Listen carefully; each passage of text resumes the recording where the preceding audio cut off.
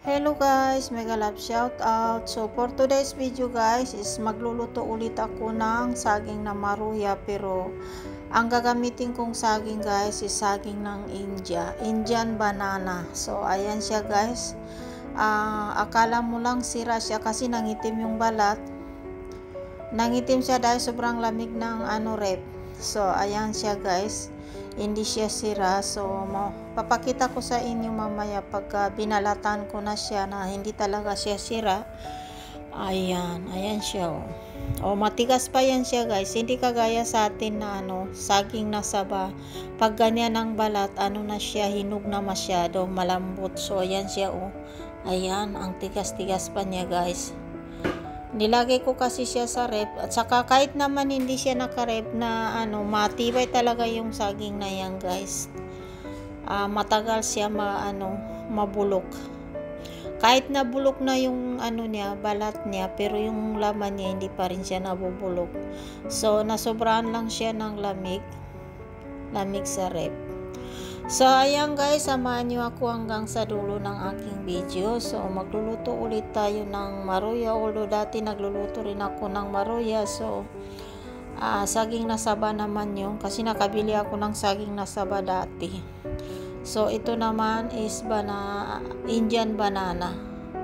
So ayan siya guys. Akala mo lang bulok na, pero napakatigas ng niya, nasa loob. Yung laman niya matigas pa talaga.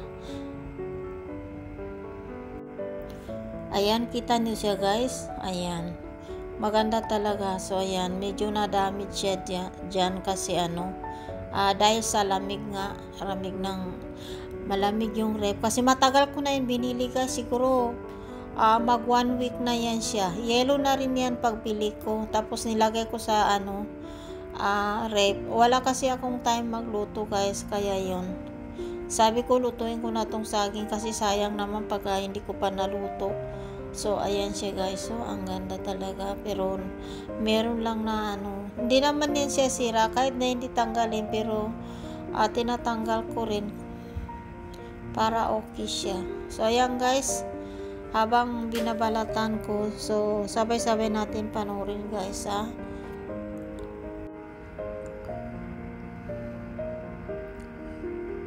So ayan, ang ganda naman itong saging. Masarap din ito ilaga guys. Yung hilaw niya, lagi ko nilalaga. Masarap talaga siya isaw-saw sa bagoong, at saka sa siya guys, sa niyog, sa coconut na, yung coconut na kinudkod. Kasi meron naman dito nabibili na guys, niyog na kinudkod na nilalagay sa Tupperware, sa plastic. Nabibili yan sa palengke.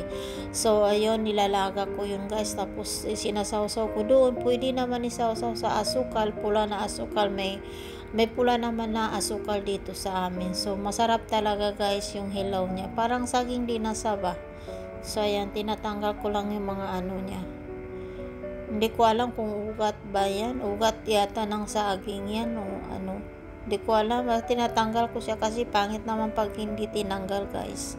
So ayan, ang ganda talaga ng saging na yan, Indian banana. Matibay talaga yan siya kasi pwede yan dalhin sa Pilipinas guys. Halimbawa umuwi, pag uwi ko talaga guys, magdala ako nito, pero ang dalhin ko yung yung green niya kasi matibay talaga, matagal siya mabulok.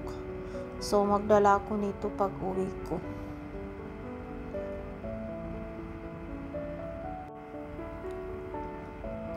So ayan guys, tapos ko na siya balatan. So ang gagawin ko ngayon guys is, dahil mahahaba siya, puputulin ko siya, hatiin ko siya ng isang beses para kasi mahaba siya ang hirap siya prituin pag ganyan na siya katahaba.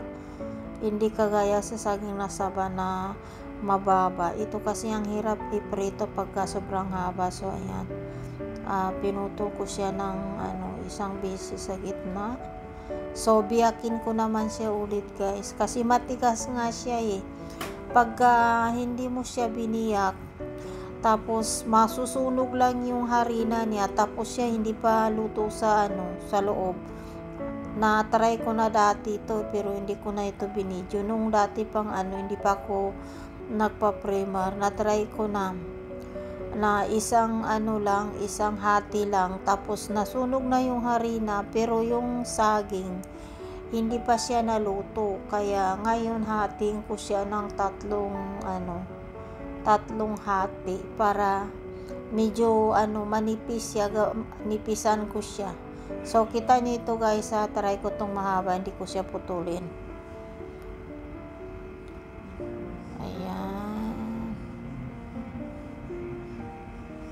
Pag tiningnan mo guys, parang pag tiningnan ko ibang maganito, matakot ako baka mahiwa yung kamay. Hindi kasi ako marunong maghiwa ng nilalagay sa guys, dyan.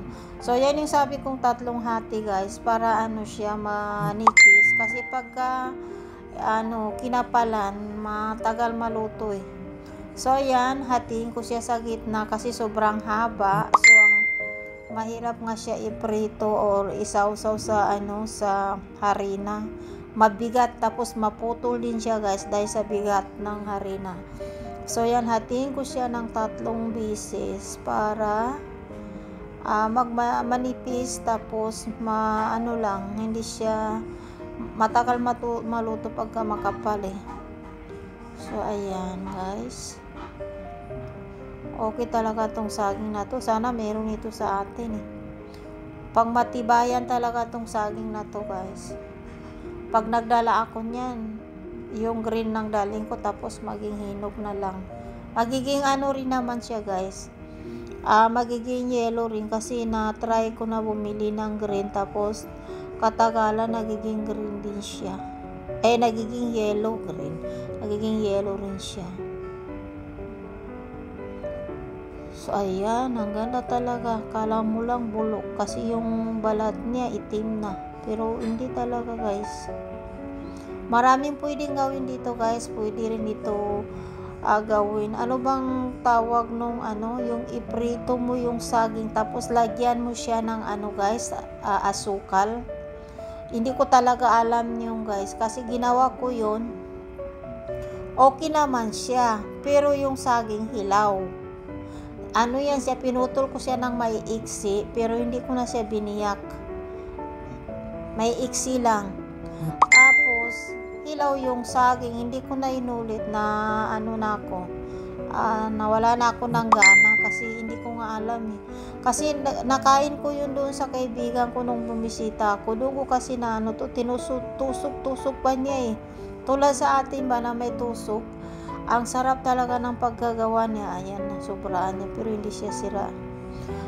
Siya, nasobrahan yung pagkaluto ko noon. Tapos yung sa kaibigan ko, sobrang sarap nung niluto niya. Sabi ko, makaluto nga nito. Yung giprito mo na yung saging, tapos yung binusan din niya na, parang rin, kung paano magluto ng turon guys, ganun din pagkaluto niya. Pero hindi ko talaga na-gets yung hindi ko nakuha ba. Mahihilaw yung saging ko. Kumapit naman yung asukal, kaso lang mahilaw yung saging, kaya nawala na ako ng gana, hindi ko na inulit. Hindi talaga ako marunong maghiwa tulad ng ibang tao naghihiwa, nilalagay dyan sa lapag. Madulas kasi yung saging guys, dahil siguro sa madulas yung saging, hindi ko siya kinakamay ko na lang. Mas maigi pa yung kinakamay ko kasi pag nilagay ko sa sobrang dulas ng saging. So yan guys, kita nyo ang ganda ng saging nito. Pag pinaprito yan, tulad nung kinukuhinto ko na nilalagyan ng asukal, siguro ang sarap. I-try ko rin yung isang beses, baka makuha ko na pagka manood ako maigi kung paano ginawa yun. Meron naman yun sa YouTube eh. So ayan na siya guys, ayan. So ang gagawin ko dyan, mag-aano na ako ng harina para magluluto na ako ng maruya. So yan, samahan niyo ko guys hanggang sa dulo ng aking video. At hindi na rin tayo magtatagal kasi medyo iniksiyan lang natin yung ating video hanggang sa makagawa tayo ng maruya. So ayan na guys, naglagay na ako ng harina at tinutunaw ko na yung harina para Ayan. Ilalagay ko na siya dyan. So, mabilisan lang ito guys ha. So, ayan. Maraming salamat sa lahat ng nandito, Team Solid Liquid Team, at sa iba pang mga bisita. Maraming salamat. Thank you so much po sa support. Ayan, mabubulo naman tayo, muntik na. Thank you so much sa support. Ayan, Tati si Pisita, mega love shout out. So, ayan, praying na Tati si Pisita. Ayan na siya guys. Nilagay ko na siya, pero yung nilagay kong una dito, yun, sinawsaw, kumbaga sinawsaw ko lang siya sa powder. Yung iba naman, sinawsaw ko siya doon sa ginawa kong harina. So, dalawang klase yung pagluluto ko guys. So, yan guys, Centric Channel, sa mga admin namin, Team Solid Liquid Team, thank you so much. So, dito ko natatapusin guys ang aking video. Thank you talaga sa support, at kusa na yan siya matatapos. Ayan, bye guys.